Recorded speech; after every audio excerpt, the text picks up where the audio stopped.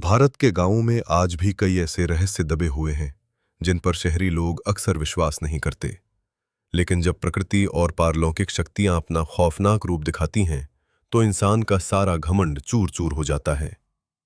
ये कहानी शामपुर गांव के उस भूतिया बरगद की है जिसकी घनी छांव ने जाने वाला कभी लौट कर नहीं आया। राहुल, समीर और नेहा अपने कॉलेज के एक फोटोग्राफी प्रोजेक्ट के लिए शामपुर गांव आए थे। गांव की पुरानी हवेलियां, पगडंडियां और कच्चे रास्ते उनके कैमरे के लिए बेहतरीन नज़ारे थे। पूरा दिन गांव की खाक छानने के बाद शाम ढलने पर वे तीनों थकान मिटाने गांव के ही एक पुराने ढाबे पर चाय पीने रुके। चाय पीते हुए राहुल की नज़र दूर खेत के पास खड़े एक बेहद विशाल और डरावने बरगद के पेड़ पर पड़ी। उसकी घनी जटाएं जमीन को छू रही थीं और वो दूर से ही बेहद खौफनाक लग रहा था। राहुल ने उत्साह में समीर से कहा कि रात में उस पेड़ के पास मूनलाइट फोटोग्राफी करने में बहुत मजा आएगा। उसकी ये बात सुनते ही ढाबे वाले बूढ़े काका के हाथ से चाय का गिलास छूटकर जमीन पर चकनाचूर हो गया। काका ने कांपती आवाज में उन्हें चेतावनी दी कि भूल कर भी उस पेड़ की तरफ मत जाना। वो कोई आम पेड़ नहीं बल्कि श्रापित बरगद है। सूरज ढलने के बाद तो गांव का कोई जानवर भी उस पेड़ के आसपास भटकने की हिम्मत नहीं करता। जब नेहा ने घबराकर इसकी वजह पूछी तो काका ने एक खौफनाक अतीत बताया। बरसों पहले इस गांव में रमा नाम की एक औरत रहा करती थी। गांव वालों का मानना था कि वो डायन है और बच्चों पर काला जादू करती है।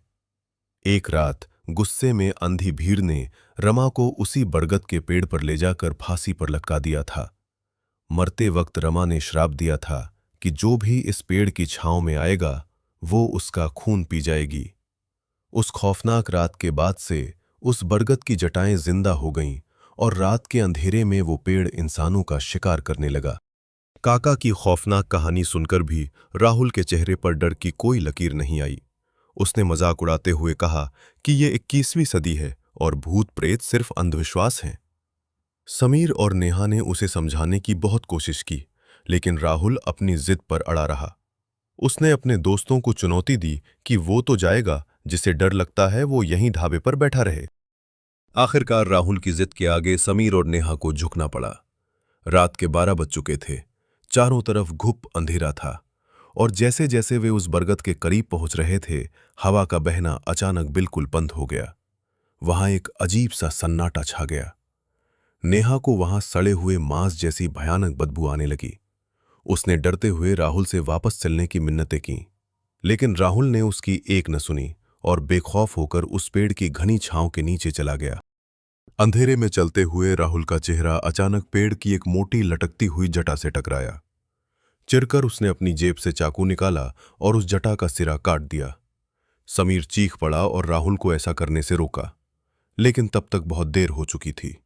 उस कटी हुई जटा से पेड़ का सफेद रस निकलने के बजाय गाढ़ा लाल खून टपकने लगा और सीधे राहुल के चेहरे पर गिरा।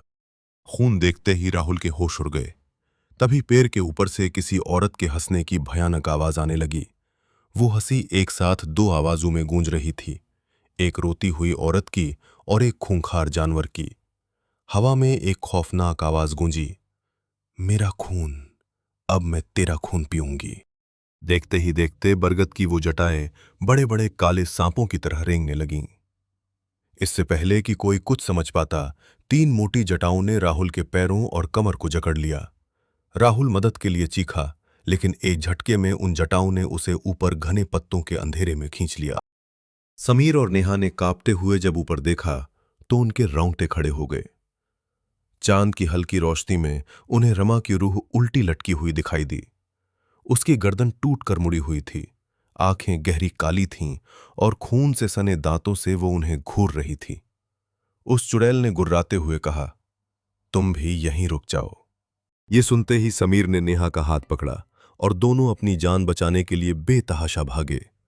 पेड़ की जटाएं कोड़ों की तरह जमीन पर टकराती हुई उनका पीछा कर रही थीं।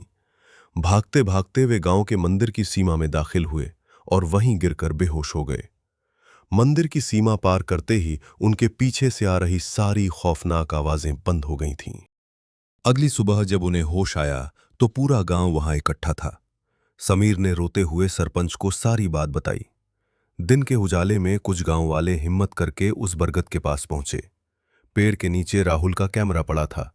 जब लोगों ने ऊपर देखा तो डर के मारे उनकी चीख निकल गई। पेड़ की ऊंची शाखाओं और जटाओं के बीच राहुल का बेजान शरीर बुरी तरह फंसा हुआ था।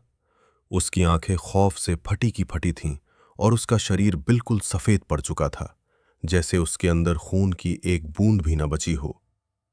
पास ही पेड़ की एक टहनी पर सफेद रंग की साड़ी हवा में लहरा रही थी। राहुल के घमंड ने न सिर्फ उसकी जान ले ली, बल्कि उस श्रापित बरगद की बरसों पुरानी प्यास एक बार फिर बुझा दी थी। आज भी समीर और नेहा रातों को सो नहीं पाते, क्योंकि जब भी हवा चलती है तो उन्हें बरगद के पत्तों की सरसराहट में उसी चुड़ैल की डरावनी हंसी और राहुल की आखिरी चीखें सुनाई देती हैं।